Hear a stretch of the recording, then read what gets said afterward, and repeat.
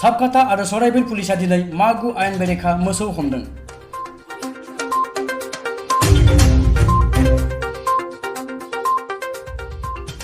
आसाम सरकारा मोसौ रैखाथि आयेन 2021 गोख्रों आयेन होनायनि उनावबो आयेन बेरेखा मोसौ फालांगि खालामनाया थाबथायाखै।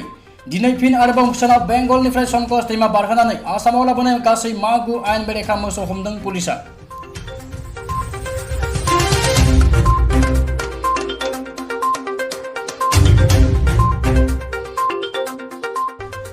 साबकाता आउटपोस्टनि बिबानगिरि शिवा प्रसाद कलितानि सुलुं मोननाय बादियै साबकाता पुलिस हानजा आरो सराइबिल बिपिनि बिबानगिरि मिजानुर रहमान बिथांनि हानजाजों जथायै गसाइगाव महकुमानि चौधुरी घाटआव मैया बेलासिनि 5 रिंगासोआव भारत भुटान सीमा सेराव स्रोद सिख्रोमनानै हाग्रायाव खाखोमानानै दोननाय मागु मोसौ बोखांनो हादों।